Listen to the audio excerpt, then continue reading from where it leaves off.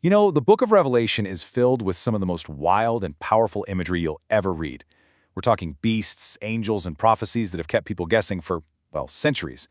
Today, we're going to jump right into one of its toughest chapters, chapter 17, to look at an interpretation that says these crazy visions aren't about the distant future, but about the very real politics of the first century.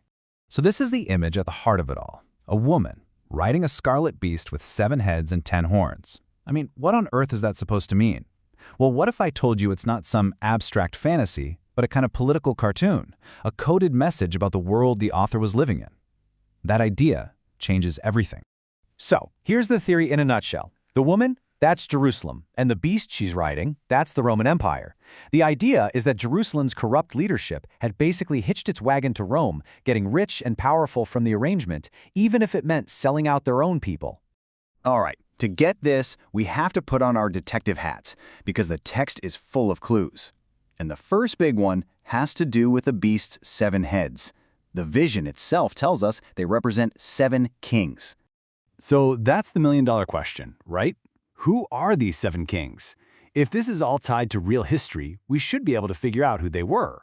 And luckily for us, the text gives us a very specific riddle to solve. Okay, now this is where it gets really interesting. This verse is like a timestamp. It says 5 are gone, 1 is here right now, and the next one's coming soon, but won't last long. This is our key to unlocking when this was written and who exactly we're talking about. And boom, here's the answer to the riddle. According to this view, the 5 fallen kings are the first 5 Roman emperors: Julius Caesar, Augustus, Tiberius, Caligula, and Claudius. So the one who is, the king on the throne when this was written, would have to be Nero. That puts us right in the middle of his reign, which wrapped up in 68 AD. But wait, the riddles aren't over yet. The text throws another curveball at us. It describes the beast itself in this super strange, contradictory way. It's something that was and is not. How can something exist and not exist at the same time? Was and is not. You know, that phrase just screams chaos, doesn't it? It points to some kind of massive breakdown, a moment where everything falls apart before coming back together. And for people living in the Roman Empire, that was a very real and very scary possibility. So this riddle seems to be pointing to a very specific person and time, Emperor Vespasian. See, he was a top general for Nero. Then he fell out of favor, so he was not. But after Nero's death and a year of brutal civil war, Vespasian ascends to become emperor, restoring order and starting a whole new dynasty. The empire that was dies with Nero, and yet here it is again under Vespasian. It fits perfectly. Okay, so we've got the 7 heads figured out. But remember, the beast also has 10 horns. And just like the heads, these aren't just for show. They represent another layer of Roman power. So the text calls them 10 kings, but it says they don't have their own kingdoms. Instead, they get their power from the beast. You can almost think of them as regional managers or powerful governors who carry out the emperor's will across the vast empire. And when you look at the history, this lines up pretty neatly with Rome's 10 main imperial provinces. The governors of these regions, from Britain all the way to Egypt, were the guys with the real power on the ground. They were the emperor's enforcers, the 10 horns of the beast. All right, so we've identified all the players on the board: Jerusalem, the Roman Empire, its emperors, and its provincial governors. Now the prophecy tells us what's coming next: a massive conflict. A war between this entire political machine and a figure called the Lamb. Now this verse is absolutely huge. It says the full weight of the Roman Empire is going to go to war with the Lamb. And in Christian symbolism, there's no question who the Lamb is. It's Christ. So a war against the Lamb really means a war against his followers, the early Christians. And which you know it, history gives us a perfect match for this. This prophecy is seen as pointing directly to the first major empire-wide persecution of Christians, kicked off by none other than Emperor Nero. From 64 to 68 AD, the Roman state literally declared war on Christians, hunting them down and executing them. It was a literal war with the Lamb.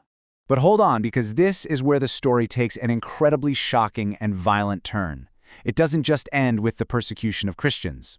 The prophecy foretells a stunning betrayal, where the beast turns on the very woman it was carrying. I mean, listen to that language. It is brutal.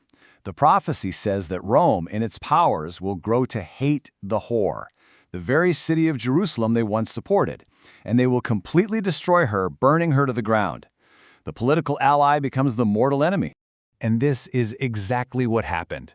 It's chilling. In 66 AD, a rebellion breaks out in Judea against Rome. So Rome shifts its focus and sends in the legions to crush the revolt. And the end result? The total annihilation of Jerusalem in the year 70 AD. The Roman army, the very power that had propped up Jerusalem's leadership, burned the city and its sacred temple to the ground. But why? Why would this happen? Well, the text gives a theological reason. It says that even though Rome was acting on its own imperial ambitions, it was also, unknowingly, fulfilling a divine plan. It was being used as an instrument of judgment. So according to this interpretation, the destruction of Jerusalem was this massive turning point. The responsibility for carrying the Christian message, which had started with Israel, was now seen as passing fully to the non-Jewish peoples of the world, the Gentiles. Okay, let's be real. This entire interpretation lives or dies on one single point, that the woman, this great whore, is actually Jerusalem. That's a huge claim. So what's the evidence in the text itself? Is there a smoking gun? Well, the first clue comes from the very last verse of the chapter. The angel literally tells John that the woman is that great city which has influence over the world's rulers. That definitely narrows it down. And then we get the final piece of the puzzle, the absolute smoking gun. It comes from a few chapters earlier, in Revelation 11. It describes this great city with one unmistakable, undeniable detail. It's the city where also our Lord was crucified. And well, there's only one city on earth that fits that description: Jerusalem. So if you accept this reading, Revelation 17 totally transforms. It's no longer some abstract vision of the far-off future, but a precise and shockingly accurate prophecy about the fall of Jerusalem. And it just makes you wonder, doesn't it? If this major historical event was encoded right here, what else might be hiding in plain sight in these ancient texts that we think we know so well?